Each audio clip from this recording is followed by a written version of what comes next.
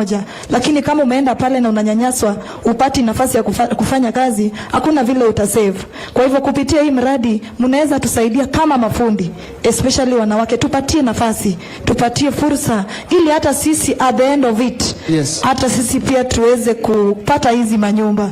Hatuwezi jenga mahali na tutoke bure. Sisi tukiingia pale ndani hata sisi pia tutoke kama sisi ni home owners. Na pia nimesikia umeleta bank, nimesikia iko hapa DTB. Au pia nimesikia wanafanya partnership na SMEs. Hata sisi ni wanabiashara. Kuna wale ambao wanafanya kazi ya hardwares wako huko nje, wale ambao wanatamani sana wakue na ni mafundi. Kwa hivyo wakipatana na sisi pia inaweza kuwa kitu kubwa. It can be a very good thing for us as fundis, women fundis in construction. Yes. Bwana Chair, tuambie your final remarks. Okay, asante sana. Mimi ile naweza kuambia katika jua kali tuliona wenzetu wote wapikiwe na kitu inaitwa home ownership. Na tukaanzisha kikundi inaitwa Jua Kali Contractors Federation of Kenya. Na sasa hivi tumeregister members 10,000 ambao kila mtu sasa hivi tumeanza contribute kila siku tukingojea, because sisi tuchaonja na tunajua tamu wako kaa kwako bila kulipa rent. Asante sana. Asante sana Chair. Mpigeni chairman makofi tafadhali. Thank you. Bwana Muturi, your closing remarks. His Excellency wants to join us. Thank you so much.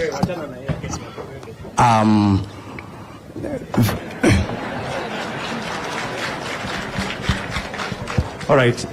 Sasa naona ya kwamba we want a conversation that is wholesome, and we have His Excellency the President, we have the Deputy President, we have Her Excellency the Governor.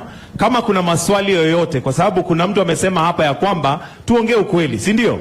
Na tunataka ukweli. Kama kuna swali lolote, we also have the CS Housing, Bwana Njero joining us. Maswali yote sasa ya housing tuulize ili tuweze kujua ukweli na pia tufafanue kabisa. Kwa hivyo swali lolote la housing.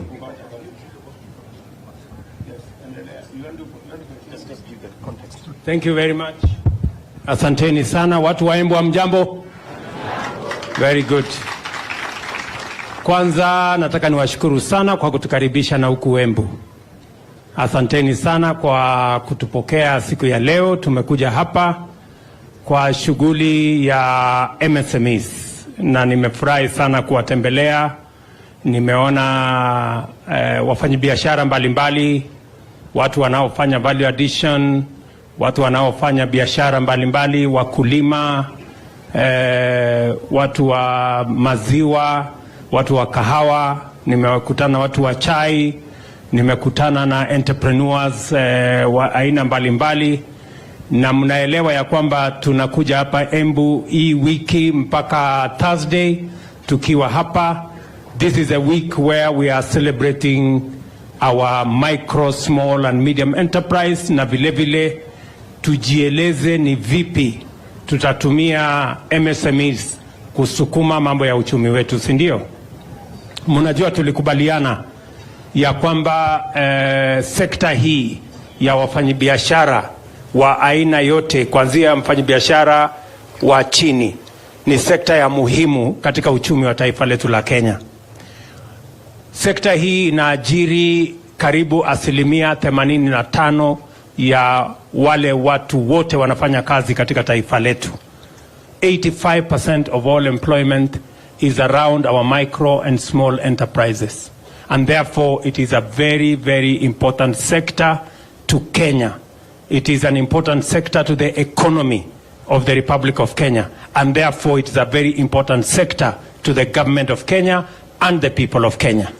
Na ndio sababu hiyo theme ya mwaka huu ya celebration yetu ni MSMEs, na tunataka tuelewane vizuri ni vipi tutawajumuisha sekta hii, wale wote walio katika sekta hii, katika kupeleka taifa letu la Kenya mbele. Na ndio sababu hiyo wizara ambayo inahusika na idara zote ambazo ziko katika hiyo sekta, na pia county government yetu ya Embu pia wanaambatana na sisi katika harakati hii. Kwa sababu tuko hapa leo na ndugu zetu wamezungumza vizuri kuhusu jambo la housing. Kwanza ningependa kucontextualize, kwa sababu ni vizuri tuelewe ni sababu gani tunashughulika na yale mambo ambayo tunaamini ni ya muhimu. Tatizo kubwa, na mimi nilikuwa hapa Embu katika harakati ya campaign. Si muliniona ama muliniona area? Nilikuwa area hapa. So na tuliongea na nyinyi na tukasema ile changamoto kubwa sana iko Kenya ni changamoto ya vijana na Wakenya ambao hawana ajira. Si tulikubaliana? Na ndio tukasema every hustle matters. Na ndio tukasema lazima serikali iwe na mpango, na sio mpango ya guesswork, mpango intentional, mpango ambayo ni makusudi, deliberate, ya kupanga vile ajira itapatikana katika taifa letu la Kenya, kwa sababu kufikia sasa katika taifa letu la Kenya tuko na vijana karibu 5 milioni ambao hawana ajira, na wanaongezeka kila mwaka. Vijana karibu 800,000 kila mwaka wanamaliza shule, wanatoka university, wanatoka college, wanatoka TVET, wanaingia katika labor market, lakini mpango wa ajira hatuna, mpango wa kamili hatuna, mpango makusudi hatuna, mpango deliberate. Na ndio sababu tunasema kama taifa la Kenya, na ndio tumeweka katika mpango yetu ya bottom up economic transformation agenda ya kwamba tutafanya mambo matatu ya kuzalisha ajira katika taifa letu la Kenya. Jambo la kwanza, tunaweka mpango maalum ya kuhakikisha ya kwamba sekta hii ya MSME wanapata nafasi na msaada ya serikali kupanga mambo yao ya ajira. Ya kwanza tunasema ya kwamba katika sekta hii tunataka kupanga mahali hawa wafanyabiashara wadogo watafanya kazi yao, wataendesha biashara yao. Ndio katika bajeti yetu mkiona tumeweka pesa ya kukamilisha soko 181 katika pande mbalimbali ya taifa letu la Kenya, mahali hawa wafanyabiashara watapata nafasi ya kupanga biashara yao. Hiyo masoko iko mpaka na hapa Embu. Mumeona vile vile katika gazeti yetu ya leo tumetangaza kandarasi ya kujenga ile tunaita County Aggregation and Industrial Parks, mahali tutakusanya mazao ya wakulima, mahali wale watu wafanyabiashara ambao nimewaona wengi hapa wataenda kufanya ile inaitwa value addition, mahali tutaweka mazao yetu katika cold room ndio isiharibike. Leo tumetangaza kandarasi ya County Aggregation and Industrial Parks 14 Kenya, ikiwemo ya Embu County. Tumekubaliana na Karinda hapa ya kwamba county government ya Embu itatoa shilingi milioni 250. National government itatoa milioni 250. Tujenge County Aggregation and Industrial Park ya watu wa Embu. Pale katika ile County Aggregation Park ni tusaidie wakulima, kwa sababu wakulima wengi hawana taratibu ya kupeleka mazao yao ifike sokoni wakutane na wale ambao wanataka kununua mazao yao. Wengi wanapatikana huko na brokers, wanakuja wanahangaishwa na makatel.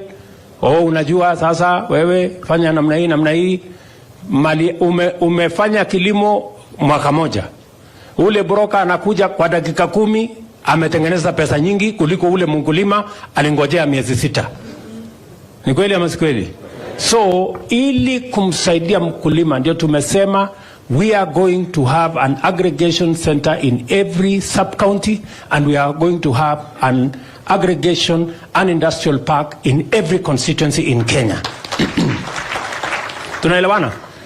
Huyu mtu yenu huyu anaitwa Gitonga, mtu ya kujituma. Huyu mkunji.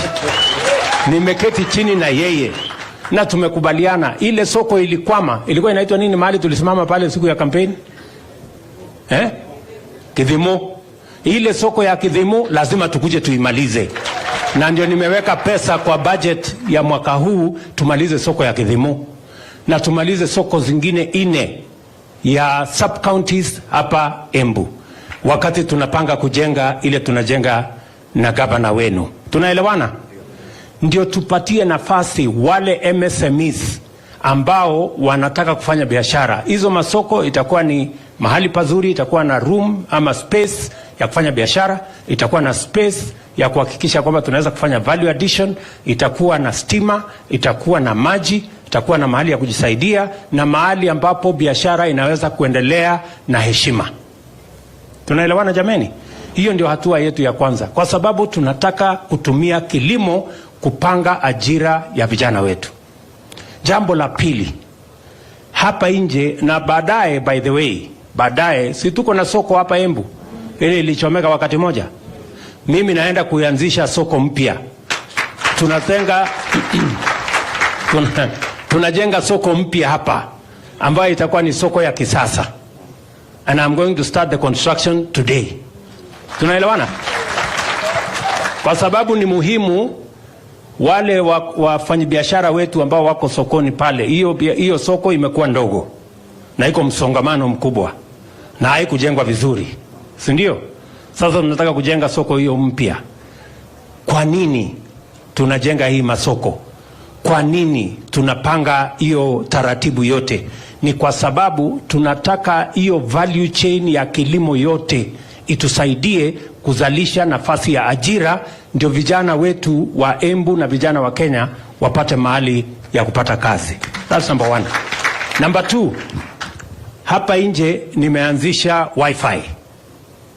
Si ndio? Hapa nje tumeanzisha wifi. Pale kwa soko iko wifi. Pale kwa stage tunaweka wifi. Ile niliwaambia bundles haitawasumbua. Nimeona jamaa mwingine ananiuliza mahali fulani, wapi ile mambo yako ya wifi? Sasa nitamjibu leo kwamba ile mambo ya wifi iko area. Tayari tumeweka about 48 hotspots in Kenya. Our commitment is to make sure we have 25,000 hotspots in every my part of proposal Kenya. is we do have a taxpayers day, which happens in aweze kuendelea na simu yake bila ya kushughulika na kwamba hana credit ama hana bundles. Pia tufanye ile inaitwa e-commerce. Tufanye biashara katika kutumia mtandao. Pia tumepanga na hawa waheshimiwa, na nimeketi chini na hawa juzi na tumeongea ya kwamba katika kila ward tutakuwa na ICT hub, kwa sababu kuna ajira nyingi, kuna nafasi ya ajira mamilioni duniani kote, na sio lazima uende Marekani, sio lazima uende Ujerumani. Unaweza kufanya kazi ukiwa Embu, ukiwa unafanya kazi ya kampuni iko Marekani ama iko Ulaya. So tunasema njia ya kupanga ajira mojawapo ni kutumia digital and technology platform. Ndio sababu mkiona tena katika budget yetu tumezungumzia sana mambo ya the digital space. Kuna mahali tumepunguza mambo ya ushuru kwa sababu tunataka kuhakikisha ya kwamba vijana wetu ambao ni wengi, na nimewaambia tuko na vijana 500,000, na tunataka hawa vijana tuwapange vile watapata ajira, vile watajisimamia. Tumesema kila mheshimiwa mjumbe apange kila ward tuwe na ICT hub. Tutasaidiana na serikali ya kitaifa watatumia pesa yao kiasi ya CDF, ndio tuhakikisha kwamba tunapata nafasi ya ajira 300, 400 katika kila constituency, 500, pengine hata tufikishe 1000. Vijana wapate pesa waweke kwa mfuko, kwa sababu ni ahadi ya serikali ya Kenya kushughulikia ajira ya vijana wa Kenya. Hiyo ni number 2. Number 3 ni mpango ya housing. Tunaelewana? Naona watu wengi wanasumbuka sana hii housing. Sasa hii nyumba itakuwa ya nani? Itapangwa namna gani? Mimi nitapata nyumba namna gani? Sijui. Sikizeni. Hii mpango ya housing, kazi kubwa ambayo tunatafuta hapo, mbali na kuwa na nyumba, the real motivation behind the housing plan is the jobs we are going to create for the young people of Kenya. Nataka munisikize vizuri. Hii mpango ya housing, kazi yake kubwa kwanza ni kuhakikisha kwamba vijana hawa wa Embu, vijana wa Kenya wanapata nafasi ya ajira. Nataka muniulize vipi? Itakuwaje? Itafanyika namna gani? Kila nyumba tunayojenga tunahitaji vijana 5 ambao watatusaidia kujenga nyumba moja. Vijana 5 tunawahitaji kujenga nyumba moja. Leo mimi naenda kuanzisha nyumba 100 ya kwanza hapa Embu. Lakini hapa Embu mpango yetu ni kujenga nyumba 5,000 hapa Embu. Hiyo nyumba 5,000 nataka tufanye hesabu na nyinyi. Nyumba 5,000 tunahitaji vijana 25,000 watakaofanya hiyo kazi. Mnanisikia vijana wa Embu? Vijana mko area? Mnanisikia vizuri? Ama nyinyi ni wale wa kuchagua jembe? Si tulisema wera ni wera? Si tulisema kazi ni kazi? Sikizeni. Mpango ya housing, kazi yake ya kwanza ni kupanga ajira ya hawa vijana. Na kupanga ajira ya vijana wa Kenya, sijakutana na kiongozi hata mmoja ama mzazi hata mmoja ambaye hashughuliki na vile tutapata ajira ya vijana. Every parent, every leader is bothered about what we are going to do with the millions of young people in Kenya who do not have jobs. And creating jobs is not a game of guesswork. Creating jobs must be intentional, must be deliberate, must be practical, and must be planned. Ajira haiwezi kupatikana tu hivi, lazima ipangiwe. Tunaelewana? Huwezi kusema tu itaendelea tu alafu kazi itapatikana. Itapatikana namna gani? Si lazima kuwe na mpango. Ndio tumesema agenda yetu ya kwanza ni kupanga mambo ya housing, ndio tupange kwanza ajira ya hawa vijana.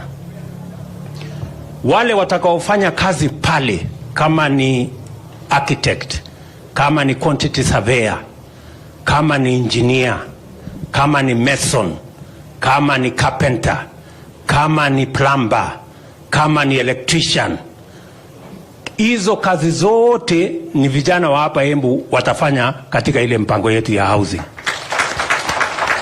Jambo la kwanza. Jambo la pili, nafasi pia ya kazi itapatikana, kwa sababu katika ile mjengo tumestandardize. Tuko na watu watakao tutengenezea madirisha, tuko na watu watakao tutengenezea milango, tuko na watu ambao watatutengenezea hinges, tuko na watu ambao watatutengenezea all the other products. Kuna watu wanafanya kazi huko kwa kampuni ya simiti, kwa sababu tunahitaji simiti nyingi. Tuko na watu wengi wanafanya kazi huko Kware. Watu wengi wanafanya kazi huko kwa transport, watakao safirisha hiyo bidhaa yote ikuje. So hiyo kazi yote ndio itahakikisha ya kwamba uchumi wa Kenya inaanza kuenda mahali ambapo sisi wote tunataka ifikie. Nyinyi mnanielewa? So itapatikana ajira kwa mjengo, itapatikana ajira kwa factory ya kutengeneza simiti, itapatikana ajira kwa factory ya kutengeneza chuma ambayo tutatumia pale kwa nini, itapatikana ajira kwa Kware mahali tunatengenezea kokoto, itapatikana ajira kwa wale wanatuletea sand, itapatikana ajira kwa wale wanatuletea wanachonga mawe ambayo tunatumia kujenga katika ile mjengo. That is the reason why we are pushing the housing program. Watu wengi wananiuliza, mbona wewe rais unasukuma hii kitu sana? What is urgent? Ni nini ya dharura? Mimi nataka niwaulize vijana wetu wanaotembea barabarani kwa sababu hawana ajira. Is it urgent for us to look for a job for them or is it not? See, it is urgent.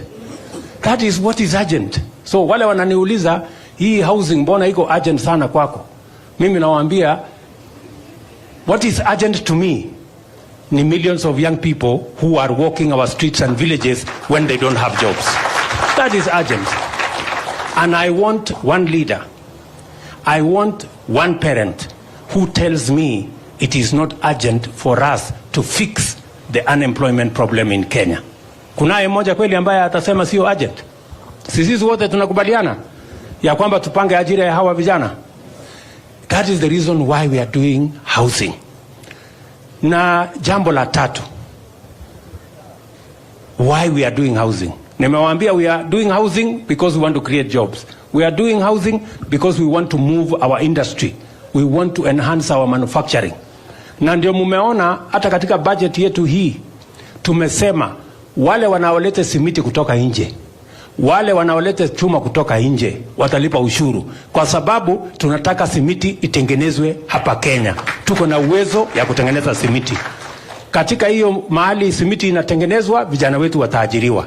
Tunataka chuma, ile watu wanalete chuma kutoka nje, tunataka tuwaambie chuma, tuko na viwanda ambaye inatengeneza chuma hapa Kenya. Ile chuma inatoka nje, tutalipisha ushuru, kwa sababu tunataka chuma itengenezwe Kenya, vijana wa Kenya wapate ajira. Ama mnataka tuendelee kulete chuma kutoka nje na simiti? Sisi tutengeneza hapa nyumbani kama kuna mpango ya kutengeneza. Pia nimesema hata ile furniture, watu wanaenda China, wanaenda wapi kununua furniture. Na vijana wetu hapa wanahangaika na randa hapa, wanahangaika na kazi hapa. Tumesema kama wewe unataka kulete furniture, hii kitanda, imagine mtu anaenda kununua kitanda China, mtu anaenda kununua meza, mtu anaenda kununua kiti ya kukalia kutoka China. Tumesema katika hii budget tunaweka 30% excise duty kama unataka kulete meza na kitanda kutoka China. Kitanda tutaenda hapa Embu tutengenezewe, kuna vijana wanafanya kazi pale. Ama mnasemaje? How are we going to grow our manufacturing if we continue to import even the things the young people of Kenya can produce? Hawa vijana tunawapeleka TVET, tunawapeleka kwenda kufanya kazi gani TVET? Wanaenda kujifunza ufundi ya nini? Kama tunaenda kulete ati kitanda na kiti kidogo huko sijui wapi. Sio ni ukumbavu? ama ni aje? So tunaelewana? So hiyo ndio sababu tunapanga mambo ya housing, because we want to create opportunities for young people to work in our country. Number one. Number two, we want to grow our own industries, and we want to grow our own local manufacturing because it is important. Tunaelewana? Na ndio tumesema ili hiyo kazi ifanyike. Wacha niseme the third issue. Jambo la tatu, nataka mnielewe vizuri. Why are we doing housing? Kenya tuko na slums, including in Embu. Tuko na slums Kenya 1411 I think. Ile slums mahali watu wanakaa Kibera, sijui wapi, Embu hapa, Embu ya slum Shauri hapa kwenu. Si ndio? Tuko na Wakenya milioni 6.5 wanaoishi slums. Mahali hakuna choo, hakuna maji, kuna barabara, nyumba ni ya matope, ugonjwa ndio hiyo, shida ni mingi. Na wao ni Wakenya kama sisi. Jambo la tatu, utafiti unatuonyesha ya kwamba tukiendelea mbele, Kenya is among the fastest urbanizing countries in the world. While urbanization elsewhere is about 3.7%, Kenya is at 4.4%. 68% of all our people by 2050 will be living in towns. 68%. Either they will be living in slums in towns, or they will be living in affordable houses if we have our plan right now.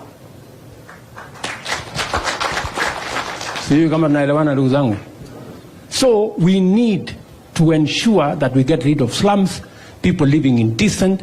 Dignity of the people of Kenya is very important. Ya muhimu hata zaidi. Sisi tunalalamika sasa iko shida ya unga. Si ndio? Unga imepanda, chakula imepanda, gharama ya maisha imepanda, na ni kweli. Lakini tusipochunga, tukiendelea kukatakata ile shamba tungetumia kuzalisha chakula, iwe ni mahali ya kuishi. Na Kenya, it is obvious that there are many counties, I don't want to say which ones, that they are slowly degenerating into rural slums. Kwa sababu ya manyumba kujengwa, watu wanaongezeka, na tunazidi na kugawa ile shamba ambayo tungetumia kuzalisha chakula, sasa tunatumia kwa kuishi. So we need to reverse that. How do we do land consolidation? Tunataka tuhakikisha kwamba wale ambao badala ya kutumia ardhi zetu kuwa ya makao, tufanye affordable housing katika miji, katika towns, ili tutumie mashamba yetu kuzalisha chakula, ndio tupunguze gharama ya maisha, kwa sababu chakula itakuwa kingi. So for all those reasons, that's why we are doing affordable housing. Tumeelewana? Tumeelewana jameni? Nyinyi, sisi wote tunazidi na kusema unajua Singapore ilikuwa kiwango moja na Kenya. Singapore was a slum like Kibera. Today it is a modern city and a modern country because they made the right decisions. Sisi tunataka tu kukaa hivi. Hapana, tunataka tuendelee kukaa kienyeji. Si tuwe na mpango, ama mnasemaje? Sasa tumesema sisi ambao wananchi hawa wengi mnatulipa mshahara. Rais analipwa na wananchi. Huyu mjumbe wenu analipwa na wananchi. Msiambiwa analipwa na serikali. Hakuna mtu anaitwa serikali. Serikali ndio sisi, ndio wananchi wa Kenya. Nyinyi mnanielewa? So sisi tunalipwa na wananchi. Mimi napata mortgage ya 3%. Huyu mkunji anapata mortgage ya 3% kununua nyumba. Lakini ule mwananchi ametupigia kura anapata mortgage ya 20%. 17%. Hapo iko ungwana.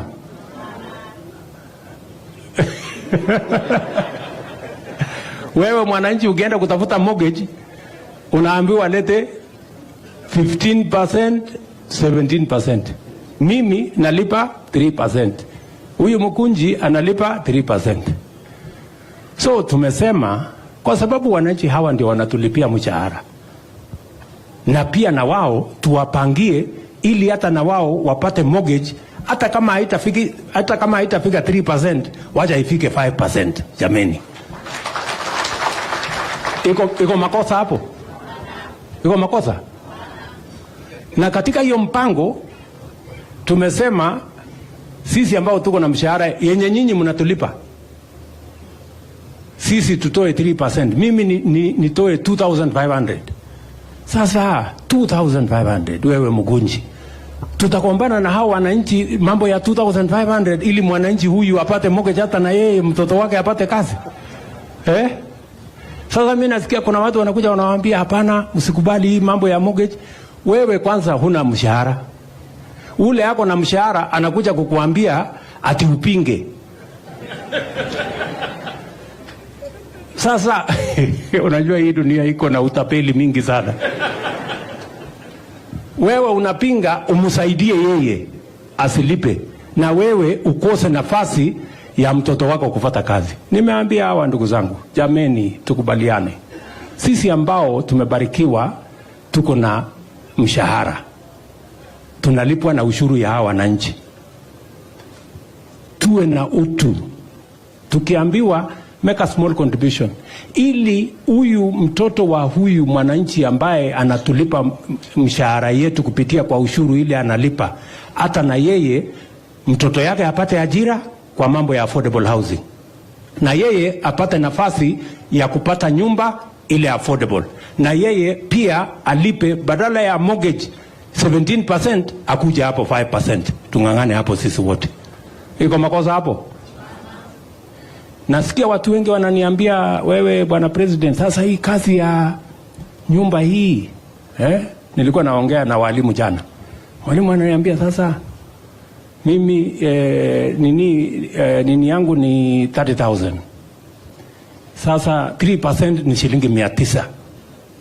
Hii 900 sasa hii ni pesa mingi sana. Sasa mimi namuuliza, wewe mwalimu ndugu yangu, wale ambao watafaidika na hii fund ni watoto wa Kenya. Pengine hata mtoto wako ni mmoja wao ambao watapata ajira. Si ni kweli? Kama hatapata ajira kwa mjengo, pengine yeye ni quantity surveyor, pengine yeye ni fundi, pengine yeye anafanya kwa factory ya simiti, pengine yeye anafanya kwa factory ya chuma, pengine yeye ni transporter, pengine yeye anauza kwa hardware. Kwa sababu hiyo watu wote watafaidika na hii mpango. Mnanielewa? Iko makosa tukichangia watoto wetu wa Kenya 1,000,000 wapate ajira kila mwaka? Iko makosa tumefanya? That is all we are saying. Ili huyu mjamaa, si mmesikia huyu mungwana? Huyu mungwana ni mtu wa jua kali. Huyu namjua. Saa hii ako na nyumba pale Park Road, mahali wadosi wanakaa, hata yeye ako hapo. Kwa sababu ile nyumba anaishi tumepunguza gharama ya kujenga. Nyumba ambayo ingetugharimu shilingi milioni 15, sasa hiyo nyumba inatugharimu shilingi milioni 3. We have brought it down. We have removed the cost of the land, we have removed the taxes, we have reduced the cost of the construction, so that we can have a country where all of us are equal. Na unajua mimi sitaki kuwa mtu muongo. Nilisema tutapanga ajira ya vijana wetu, na hiyo ndio mpango. Tupange ajira. Na nilikuwa na hao watu wote, tulikuwa na wabunge hawa, si tulisema mheshimiwa tutapanga ajira ya watoto wetu. Sasa msiniruke. Tuko pamoja katika hii safari mpaka tupange ajira ya hawa watu wa Embu. Watu wa Embu tunaelewana? Tunaelewana? Ndio nasema tuwe na hii mpango ya housing, tuwe na mpango ya value addition agro processing, na hiyo ingine tuwe na mpango ya digital jobs, ili tuhakikisha kwamba tunapanga ajira ya vijana wa taifa letu la Kenya, because it is urgent for us to have a plan on how the millions of young people in Kenya have an opportunity to work for themselves, to work for their families, and to contribute their energy, their talent, and their expertise in driving the economy of our country. Sijui kama tumeelewana. Na niko tayari kujibu maswali. Yule mtu wako na maswali aniulize, because I am ready to answer. Karinda, si usemeko kitu. Thank you, Your Excellency. Your Excellency, I want to confirm, nataka kuambia watu wangu wa Embu, tayari I have received a letter kutoka kwa Managing Director wa National Housing Corporation. Ameniambia nimpatie majina ya vijana wetu mafundi, artisans, wote ndio waweze kuenda kazi pale tunaanza manyumba. Kwa hivyo what you're saying is true, mimi nimeona na macho yangu, and I want to promise you, sisi watu wa Embu, we support the housing project. Ama namna gani? Number 2, we support the project you are bringing here in Embu, kwa sababu bila hizo hatungekuwa tumefika mahali tumefika, na sisi tuko nyuma yako 100% with the projects that you are doing. I want to appreciate that, Your Excellency. Rigiji, semeko kitu. Hata hapa inahitajika ukweli. Yes, sir. Ukweli ni kwamba Your Excellency, hao watu ya Embu shares yao kwa serikali yetu ni kubwa sana. kama kuna kaunti inatakiwa ifaidike haraka iwezekanavyo kwa uongozi wako, ni kaunti ya Embu. Na kwa hivyo rais, tukiwa hapa kwa mambo ya ujenzi ya manyumba, we are in the right place. Hao mafundi wa Embu waende kazi, wapate kitu, wapange mambo yao. Na rais wetu, usijali makelele. Hawa watu wanapiga makelele, hata ukifanya nini hawezi ona. Kwa hivyo tungeuliza kama hataki kuona, wafunge macho, kazi iendelee. Na kwa sababu hawezi funga macho forever, wakifungua watakuta kazi imefanyika. Rais wetu, the truth of the matter ni ya kwamba affordable housing ni ya kumaliza mambo ya slums.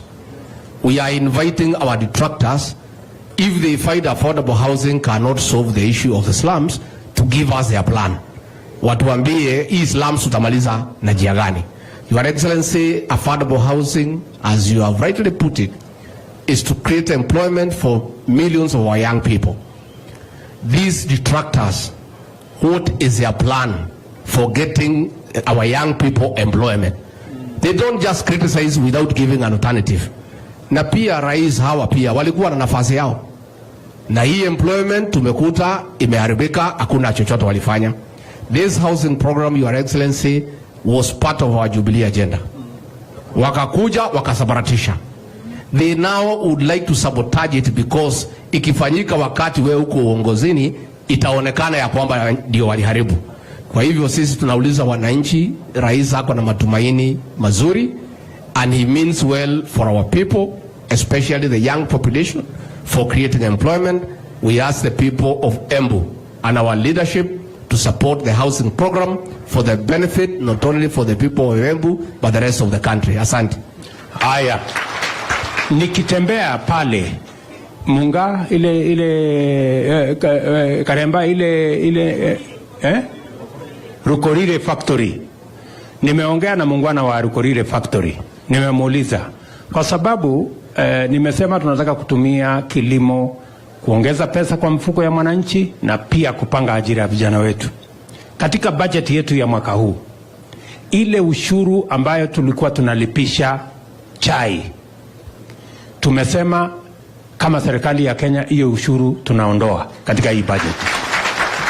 Jambo la pili, ile packaging nimeona mnatumia hapa, hiyo packaging ni quality ya juu, kwa sababu tunataka kutumia kuhakikisha kwamba bidhaa zetu inakaa vizuri na hata tunaweza kutumia kuuza katika soko za nje.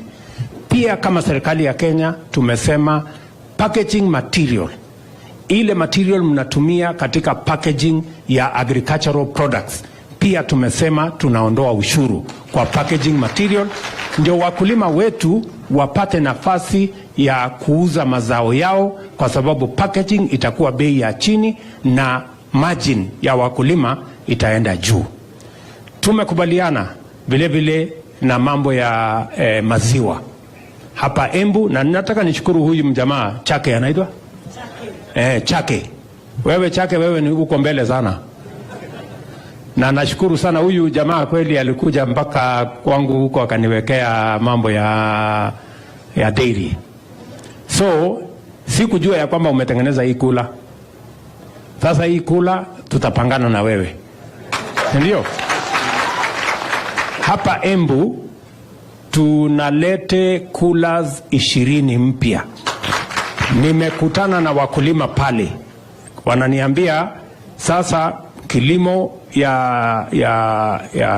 ya maziwa wanataka kujipangia ufugaji vizuri, si namna hiyo? So sisi tutawasaidia, na tumekubaliana na processors wakiwemo KCC na wale wengine ya kwamba hata powder, milk powder ile tunaagiza kutoka nje, sasa tutatengeneza hapa nyumbani, na tutaanza kuuza milk, maziwa yetu ikiwa powder, ikiwa processed katika soko ya Afrika Mashariki na soko ya Afrika. Huyu Moses Kuria nimemtuma, ameenda nchi 15 in the last 3 months, kuanzia Egypt mpaka South Africa, kupanga mambo ya soko ya wakulima wetu, kwa sababu hatuwezi kukubali ya kwamba watu wa kutoka Australia, sijui watu ya kutoka wapi, wanakuja kuuzia maziwa watu ya Kongo, na sisi tuko hapa. Kwani kazi yetu ni nini? Sio ni soko yetu? Tutajipanga namna hiyo, na nyinyi mkae rada, wakulima mjipange hapo, na tumekubaliana hiyo mpango, tunaendelea pamoja. Kuna mama pale ako na swali, mpatie nini aniulize maswali. Your Excellency, sir, all protocol observed. My name is Tanya Ireri, a lady who started a business with 5 shillings. I'm here representing the youth, the hustler. My company does four services. I'm doing leather production. The governor and both Waziri Kuria has ordered a bag. Now, that bag, it requires 6 youth to do it, all individually placed. And I also do interior design. I employ 10 people to do housing. I've done gift packaging where I do 20,000 gifts. I employ 20 youths who are Form 4 leavers, dropouts. Now, we have a challenge, and I'm challenging you, Mr. President, sir. I want to say thank you, first of all, for the affordable housing. Unfortunately, when you mnaniona pa nakakatajiri, lakini niko nafungiwa hao juzi na tena na landlord. So after buying my land to set up a cottage industry for leather, I got broke. I got like extremely broke. Most of you remember me kneeling down to Moses Kuria and asking him to bless me with the 10 million. Me nikom soto mbaya. But I want to say thank you for President Ruto, because this is quite a deal for the hustlers. Now, my challenge to the youth, as Moses Kuria quoted, and I'll quote him, Tanya is ahead of the government in innovation, and it's true. I'm a small-scale hustler. What I want to challenge after this project, Mr. President, sir, we set up, like in Embu, there's no cottage industry. The incubation sheds as you call in Embu. In Embu and Mount Kenya region, we don't have kildi in Mount Kenya region. We're dying of drought. There are no food drying plants all over. It makes sense. Tunakufa na floods, tunakufa na famine. Na yet, tunatupa machakula mingi. So easy capis that have been set up. We need to set up drying plants. All these are creating jobs for the youths. Very good. Now, after we've done this project, what I want to propose to the government is we do affordable cottage industries. A lot of SMEs right here, they've done quite amazing jobs. They're the Steve Jobs. Steve Jobs started for garage. I started in my mom's house. I'm still in my house. That interview that you've just seen about me, that's my house. And a lot of people would like to have a central place. That kabag that Honorable Governor, Her Excellency has ordered, I went point A to do the branding, point B to do the material, point C to do any inafanya process zikwe finding. So uyu hustler mwenye anatry ku grow up, angependa kaholka hii. Anaenda kwa Njuguna pale, anafanywa branding. Anaenda kwa Omera pale, anafanywa cutting. Anaenda kwa Chieng pale, anafanywa stitching. Anaenda kwa Njeri pale, anauziwa lunch. Anaenda kwa, all this under one place.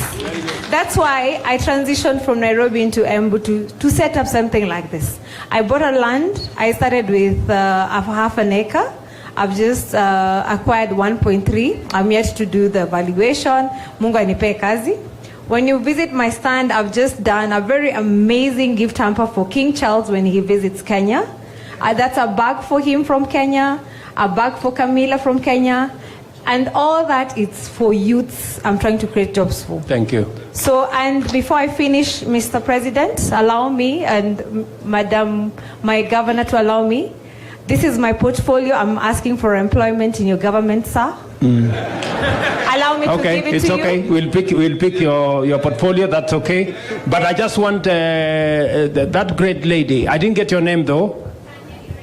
Tanya Ireri. Yeah, Tanya Ireri. Tanya Ireri is a great lady. Congratulations for what you're doing. I want a microphone to be given to this man called Moses Kuria. Tanya has said something that is fundamental. She's struggling to buy land She's struggling to develop it. It is all in bits and pieces. She wants a place where she doesn't have to buy the land. She doesn't have to travel from this place to that place to consolidate her product. What is the plan, Moses, around the county aggregation and industrial park that will sort out Tanya's problem? Moses. Thank you, Excellency. First of all, unajua watu wa Embu, they are my in-laws. So, Murearo, very good.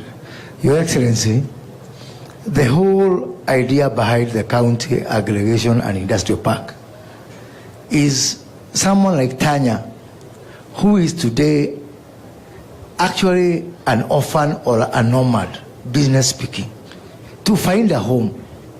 And by the way, once we set up the Embu county aggregation and industrial park, pale kwa kunaitwaje pale sasa? Mashanga. Mtu kama Tanya, ya kwanza atakuwa pale. Ya pili hata kununua hiyo shamba, atakuwa na nafasi yake hapo. Wale watu wote ambao wameexhibit leo, wale watu tulikuwa nao hapa mwezi ya 4, ile mpango tuko nayo na governor ni hao wote. Tukimaliza hiyo industrial park, tuwahamishe pale, tujue pahali wako, tuweze kuwatafutia soko pamoja. Na jambo lingine, na tunaongea na so many development partners. Once now we put all those SMEs, all those young men and women there, we then now try to solve the issue of capital. Because now we know where they are, and we can be able to finance them, the kind of money they are looking for, through our financial institutions like the SACCOs, through our development finance institution like KDC, where we are pulling all this money. Pahali Cherugui atawaachia na Hustler Fund, kama requirement ni kama hiyo 10 million, ambaye hawezi kutoshea kwa M-Pesa, sasa wanakuja kwangu na waondoa hapo na wapeleka mbele. Ya mwisho, Your Excellency, ni mtu kama Chake, ambao tuliwagundua hapa wakiwa na Tanya when we came for the Embu Expo. Now, this is a problem that is happening. I took Chake, nikamwambia hiyo mashini yako upeleke pale Kirudi. Ana akapeleka Kirudi. Na nikauliza Kirudi, ile mashini about coolers tunaleta kutoka sijui wapi huko nje, give me a report showing hii ya Chake ni nini imekosa. Kwa sababu saa hii tutanunua mashini kutoka Poland, kutoka wapi, same quality ya Chake, na halafu tunamwacha Chake bila Chake. Na hapo ni shida. So Chake akaenda pale Kirudi, akapelekwa na kijana anaitwa Fred Nyaga hapa, tunamuita landlord. Kirudi ametoa report. Halafu sasa shida, Kirudi wamemwambia mashini yako iko sawa, sasa enda kwa mtu anaitwa KEBS upate certification. Nikamwambia Chake usiende huko KEBS. Nimeamulisha Kirudi, mtu akipeleka innovation yake pale, ni jukumu yetu kama serikali kwenda kumtafutia leseni zote, hata hiyo ya KEBS.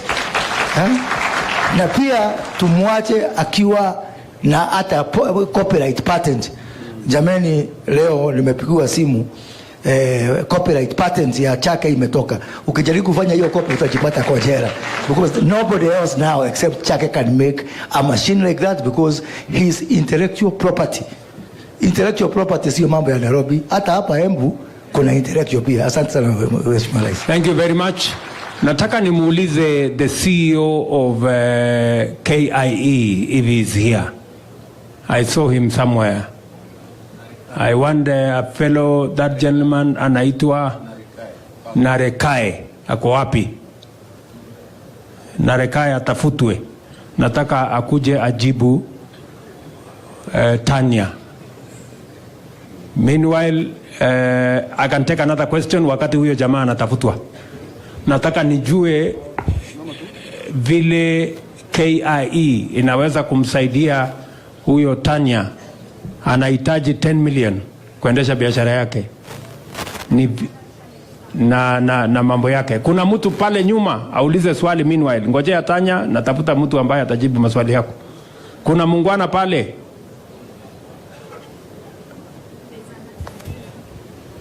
Wapi huyo mtu? Huyo mwenye ako na kilo mingi huyo. Very good. Haya, patia yeye microphone naseme kitu. Just there. Patia yeye microphone hapo. Thank you, Your Excellency. My name is Elijah Chalo. And I come from Makueni. Thank you first for this opportunity.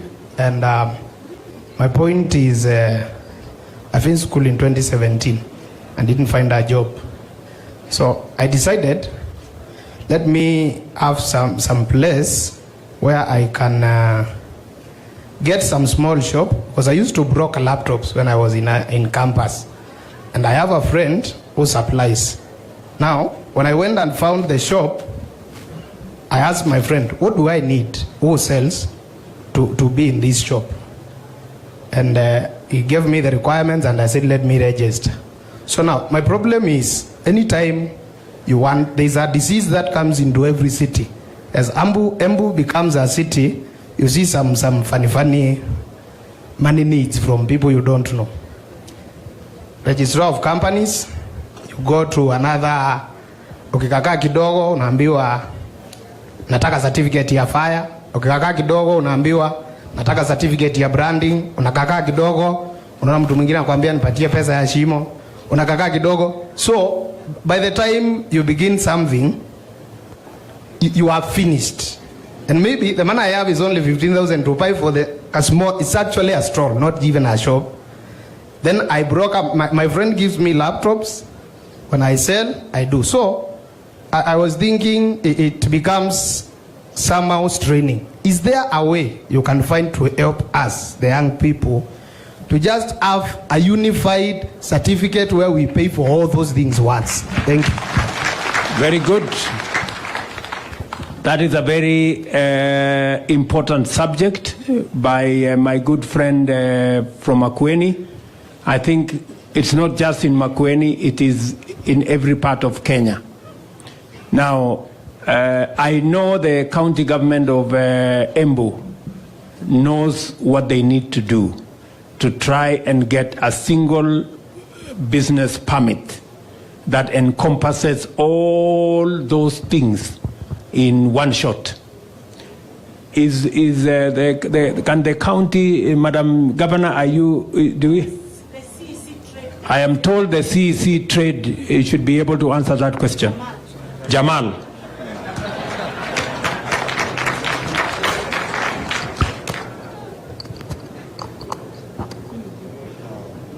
Thank you, Your Excellency, the President, Excellency, the Governor. On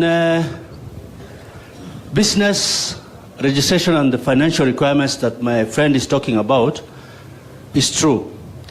As county government, we are doing our best to come together and consolidate all the licenses required.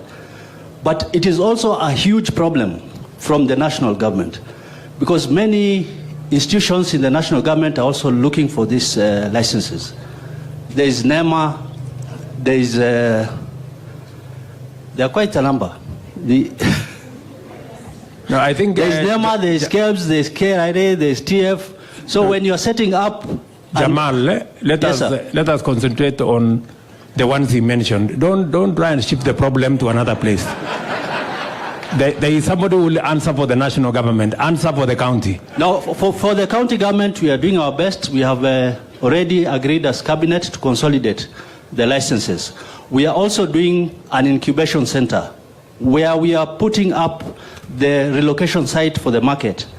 After that market, the new market is done, we will have an incubation center for our youth, where we will now protect them from all those institutions. Thank you very much. Are you saying, Jamal, are you saying that the business people in Embu can take it from you? When will you have consolidated that business license into one, and that they will not be asked to come for this and that and the other? Your Excellency, we are committed to consolidate in the next finance bill. Asante. Thank you very much. We will take the proposal. The next finance bill is in by June. So, Apo, don't get confused. So, after July, August, mwanze kuuliza ya maswali. Kama mambo hiyo haijafanyika. On behalf of the national government, can somebody, Moses Kuria, you need either you or your peers should be able to answer on all the consolidation of the national government licenses, KEBS, NEMA, and all the others. What is the plan? Your Excellency, not only shall we consolidate, but we will work with the governor to ensure it is the same license of the county that answers for all those other licenses. Very good. Because mwananchi hataki kujua ati hii ni national government, hii ni county government. So we'll work to have one single business permit under an MOU between Embu County and national government. So hapo kwa hiyo finance bill, hata sisi tuko hapo. Haya, asante sana. Tutakuja kuulizwa maswali na wananchi, msifikiri ni mambo ya nini. Kuna muungwana pale, wacha ako na maswali. Alafu nitauliza ingine mbili, basi tumalizie hapo. Alafu tuende kibarua. Tunataka kwenda kulaunch maneno ingine huko mbele. Haya, huyo muungwana. Thank you, Your Excellency. My name is Wilson Omondi. I've traveled all the way from Kwale County. I'm dealing with affordable housing. I'm one of the beneficiaries of MSEA. I got funded in the previous government, and I'm able to start affordable housing. So currently, I'm dealing with the low-cost building blocks, and I'm building homes in Kwale County, as the way you see me. I've really struggled, and I've really developed some homes as a person, but I'm lacking the required finance and the documentation from the government to help me take my business next. My company is called Kawili Group Kenya Limited. If you happen to come to Kwale County and you ask for Kawili Estates, you'll be shown Kawili Estate is where. I'm the CEO of that company. I have a master's degree. I've really looked for a job, I did not get the job. So I decided to start making bricks. And from the bricks now, I'm building homes. If you ask from the Ministry of Youth and the MSEA, they know my story. So Your Excellency, I request you to consider me also to give an advice or give me a space there in that affordable housing, because already, if you come to my stand there, I have some product that I can show you. Though you came there, but there was a hurry, so I could not get time to explain to you. Maybe in another time, I'll get time to share what I'm doing. I'm really doing a lot of job in Kwale County. Thank you, Omondi. Yes. Bwana Hinga, please get in touch with Mr. Omondi so that the plan we have on low-cost housing, we see how he can be a supplier. You can see how Kenya is. That is Mr. Omondi from Kwale in Embu. That's quite something. I want the people from KIE. I saw Mr. Naregae somewhere. His Excellency, my name is Kombo Nyaga. I'm the one who's been brought in from KIE to speak. I'm one of the people who have been incubated by KIE. No. I want the management of KIE. I want the people. I saw Naregae. Kwani alikuja tu hapa kujionyesha? Pardon? Okay, who comes from KIE? I want to know how Tanya there is looking for credit. I know that KIE, part of your mandate is to support entrepreneurs, Kenya industrial estates. Industrial includes what Tanya is doing. Industrial includes what Omondi is doing. How is KIE going to support Tanya? What does Tanya need to do to get the kind of support that he's looking for? What does Omondi need to do? Because Omondi says his challenge is also finances. What do KIE? Your Excellency, thank you very much. We are here. We should be able to assist the team. We have been able to do and assist those who are in the building sector. If you go around, we will also see the kind of end products from the building. So it's just a question of identifying where we are, we visit them and see what they require from us, and we are able to assist them from where they are. You didn't answer my question. Tanya is a manufacturer, cottage manufacturer. Omondi is a manufacturer of blocks. They have shortage of financing. What can KIE do for them? What conditions do they need to meet to be able to get funding from KIE? Maybe the PS can help. Thank you, Your Excellency. KIE supports MSMEs in the manufacturing sector, in agriculture and all other value chains, including building and construction. KIE gives out loans up to 20 million Kenyan shillings, and that's alongside ticket that Tanya and Omondi here can be able to benefit from it. I think we are engineering, KIE and my CS, we are working on that to ensure that Tanya and Omondi do not have to pay any sort of collateral, and then the interest rate are able to be supported at a single digit, the way you have always advised. So what you're going to do is see how we can reach out to them and to make sure that they become part of our flagship project as part of our engineering strategy. Thank you. Okay, Madam PS, but you need to up the game of KIE.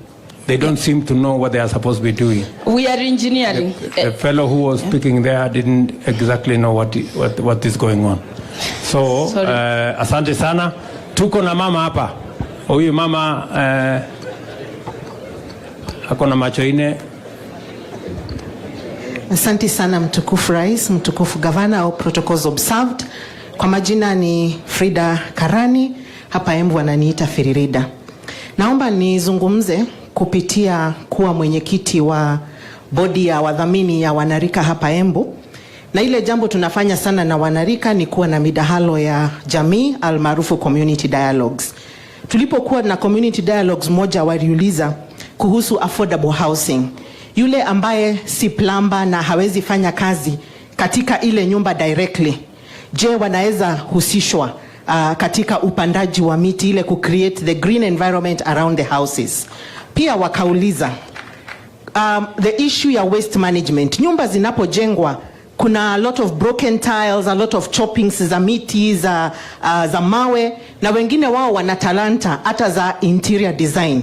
Na wakaomba ya kwamba serikali ifanye mpango maalum. Waseme ya kwamba kama ni mambo na waste management kutoka kwa ile nyumba, wapewe ile nafasi.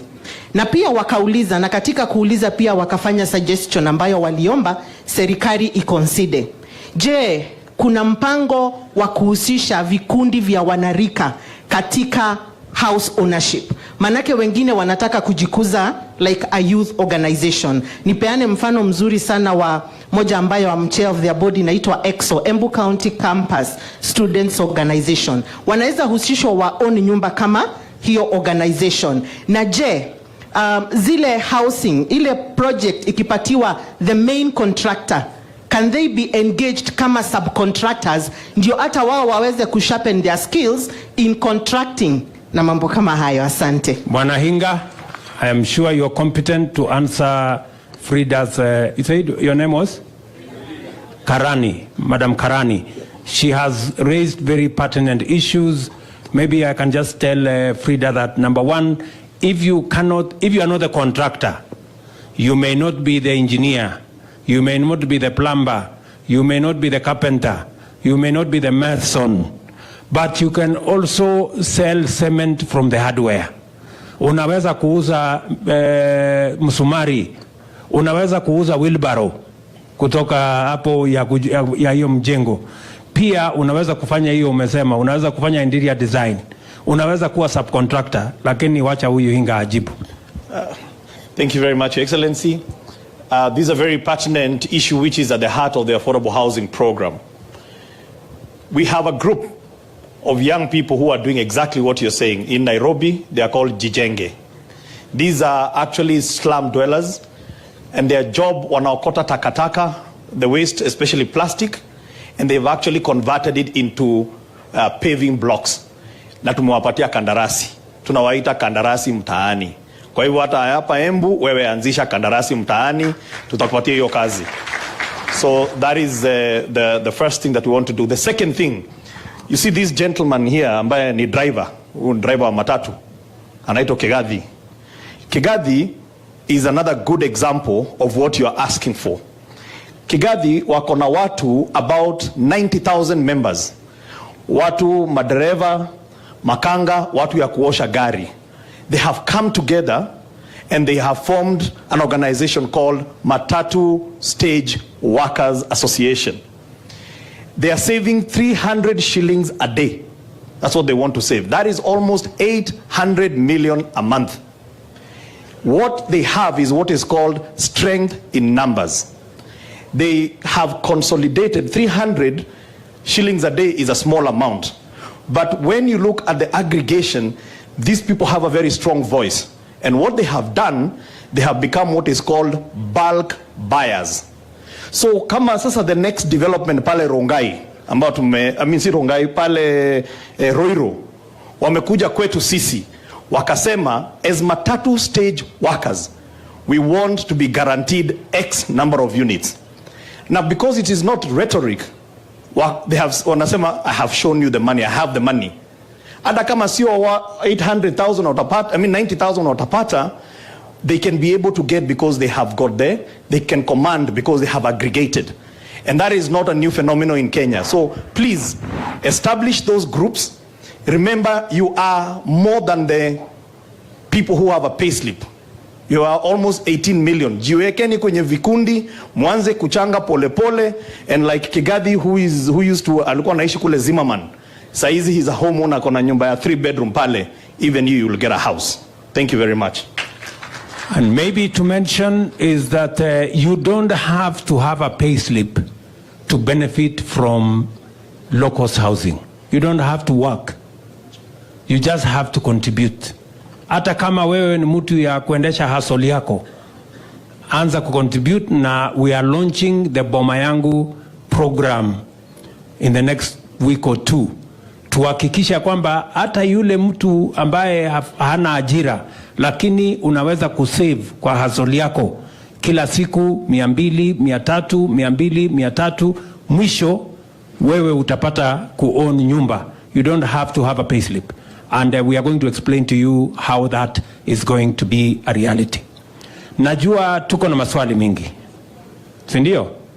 Lakini kwa leo, na niliona ni vizuri, wewe Mgunji unataka kusema kitu? Haya, wacha huyu Mgunji mchumbe wetu aseme kitu.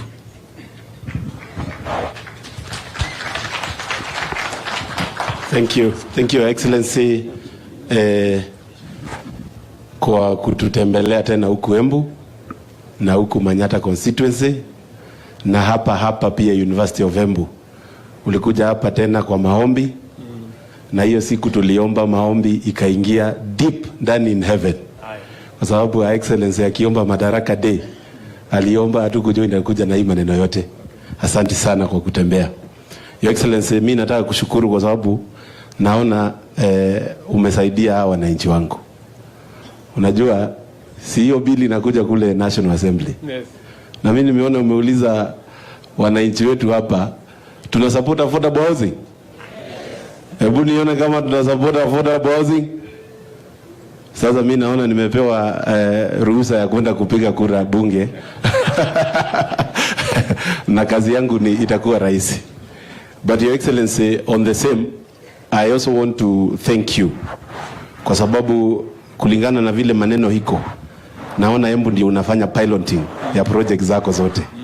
Na kama kuna ingine inakuja pia ufanye piloting huku. Ili tuendelee kunufaika na serikali yako. And as His Excellency the Deputy President says, hii share ya Embu hapa sisi hatukucheka tukikupigia kura. Hatuko tunacheka. Sasa wewe usicheke na sisi.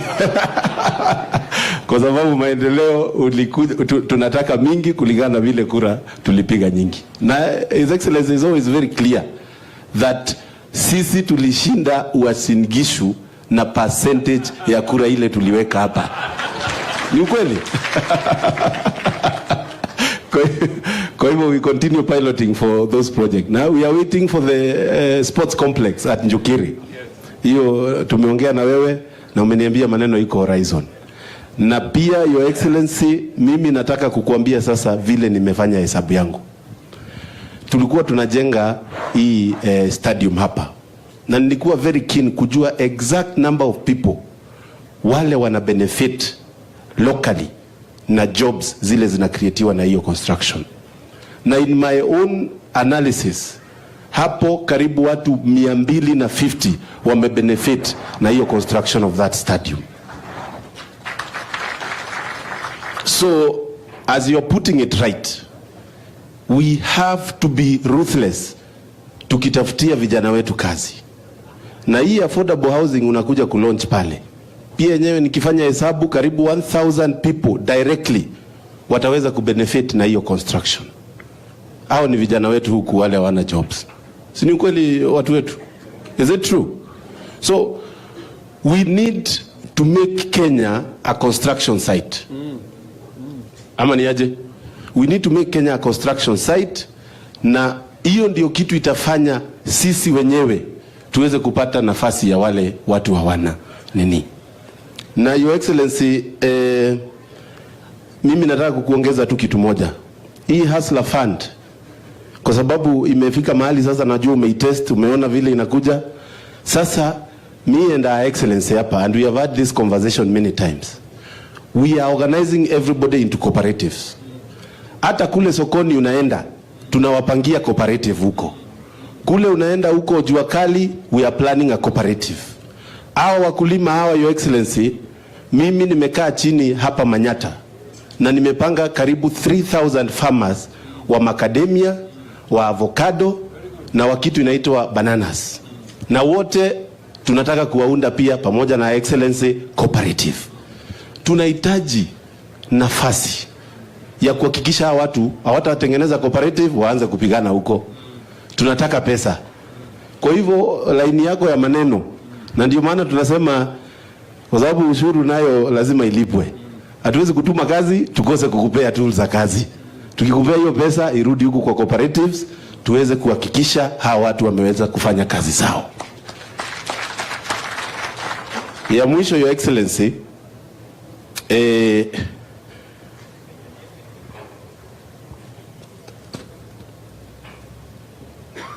Your Excellency, ni maneno ya ICT. Na I'm very happy you are having the lead in the conversation on ICT. And with your partnership with Google and Facebook. Hapa vijana wengi sana, na this project is not new. Ilianza kitambo sana. Kuna watu wamenunua kompyuta 5, twingine 10 mahali. Na nimeangalia huku Manyata. So I want to promise you, hata hiyo piloting ya hiyo ICT inaanza hapa. Mimi within the next 1 week nitakuwa nimepeana list yangu ya ward levels za ICT hubs. Ili vijana waweze kuingia huko na waweze kufanya kazi. Na hiyo nasema hivyo, bado jitume program ya pale Manyata Technical TVET. Ishafika, leo nimeconfirm computer 100 zimefika hapo. Ni vile hauna uko na mbio ungeweza kwenda pale ukilaunch. Lakini tutapanga vile utakuja tena. Ya mwisho, Your Excellency, ni kuhakikisha ya kwamba hawa watu, na ni vizuri tuongee ukweli. Mimi naona watu wa Embu sisi tumebarikiwa. Mnaona aje watu wa Embu? Mmebarikiwa? Na mimi singetaka kusikia watu wa Embu wakiambiwa hawana shukrani. Si ni kweli? Sasa mimi nawaomba vile serikali inatuhudumia, sisi tukue hiyo information mmepata hapa, ni nyinyi mtaenda kusambaza huko mkionyesha vile maneno inaendelea katika serikali. Otherwise, Your Excellency, asante sana. Aya. Niko na marafiki wengi sana wabunge hapa, utaweza kuwatambua. Wasitoke tu waende zao. Asante sana. Thank you. Tafadhali tunaweza keti chini, wa wadosi wako hapa mbele. Okay. So huyu muungwana Mkunji amesema kuhusu mambo ya cooperative. Na kwa sababu tulikubaliana ya kwamba mambo ni bottom kwenda up. Ama tulikubaliana aje? wale mahasla wako pale chini, ndio nilipanga for the first time tuko na wizara ambaye inashughulika. Nasikia kuna mtu ameangusha kamia hapa. Sasa sijui ni ya nani?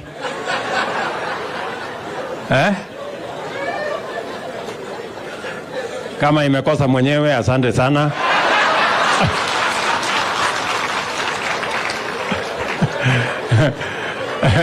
Nitanunua mahindi choma barabarani kielekea. So, Bwana Mkunji, tulikubaliana ya kwamba kwa sababu mambo ni bottom up, ndio tukawa na wizara ya MSME na cooperative, a whole ministry dedicated to mambo ya wafanyabiashara wadogo wadogo na pia kwa mambo ya cooperative. Nimekusikia vizuri, umesema hizi cooperative wanahitaji pesa, na ni kweli, lakini kabla ya pesa wanahitaji training. Mtu asipatiwe pesa akakuja akazama nayo. Lazima kwanza tufanye capacity building ya cooperatives pamoja na management pamoja na members, ndio waelewe umuhimu ya kuja pamoja na waelewe vile ya kuendesha mambo yao mbele. And that is the responsibility of the ministry. Waziri yuko hapa, PS wake yuko hapa, na wale PS wawili, na wote kazi yao, they know their responsibility. Sindio waziri na Madam PS na PS mwenzako? So hiyo kazi tutashirikiana na nyinyi. Kwa hivyo watu wa Embu, nimefurahi sana kufika hapa na washukuru sana. Mjue tunawapenda sana. Hapa tuko na waheshimiwa wabunge. Wacha niwasimamishe wabunge wetu. Tuko hapa na Mporo Aburi kutoka hapa Meru, mpigeni makofi. Tuko na huyu anaitwa Nyakundi kutoka Kisii, mpigeni makofi. Tuko hapo na Morioki kutoka hapa Mbere South, mpigeni makofi. Tuko na Roko ni kutoka Mbere North, mpigeni makofi. Hako na barua yake, atasema eko mahali kidogo hapo. Haya, tuko na huyu mungwana kutoka Imenti Igembe North, anaitwa Julius Mwalimu. Tuko na Karemba Bwana Mushangi kutoka hapa Runyenjes. Tuko na mama yetu Double N, mpigeni makofi, mama county wa hapa Embu. Tuko na Mundiki senator wetu wa Embu, asante sana senator. Tuko na huyo mungwana anaitwa Ngeno kutoka Narok, yeye ndio chairman wa kamati ya bunge ya mambo ya housing. Tuko na secretary general wa chama ya UDA anaitwa Cleophas Malala, mpigeni makofi. Tuko na mawaziri wetu, tuko na waziri Moses Kuria, mpigeni makofi, amezungumza. Tuko na waziri wetu wa ICT anaitwa Eliud Owalo, huyo ndiye atazungushana na mambo ya ICT hub na hotspot na hiyo ingine. Tuko na ndugu yetu wa kutoka hapa nyumbani anaitwa Anthony Njeru. Tuliambiwa anaitwa Anthony Njeru. Huyo Justin Muturi ambaye ni Attorney General wetu, sindio? Haya, tuko na Zakaria Njeru. Wacha sasa ile Njeru yenu, huyu ndio Njeru mwenyewe. Zakaria Njeru ndio waziri wetu wa mambo ya mashamba. Tuko na waziri Chelugui, ni waziri wetu wa mambo ya cooperative na hiyo ya MSMEs. Tuko na mama wetu Mworia ambaye ni permanent secretary wetu wa mambo ya TVET. Tuko na PS wetu wa housing Bwana Charles Hinga. Tuko na PS wetu wa mambo ya MSMEs anaitwa Mama Mangeni Susan. Tuko na ndugu yetu PS wa mambo ya cooperatives Patrick Kilemi, mpigeni makofi. Tuko na hule mungwana anaitwa Juma Mukwana, ndio PS wetu wa mambo ya industry, ndio huyo hapo. Tuko na spika wetu Tiririka, huyu mtu wa hapa Tiririkwa, pigeni makofi. Tuko na deputy governor wetu, pigeni makofi huyo muungwana bwana Mugo. Tuko na MCS, waheshimiwa wabunge wa kaunti ya hapa, asanteni sana waheshimiwa, tuwapigie makofi. Majina yao kidogo inanichanganya. Tuko na Kobole hapo, tuko na nani hapo, watu haya, asanteni sana. Na sasa tuko na wananchi wa hapa Embu, asanteni sana kwa kutukaribisha jameni.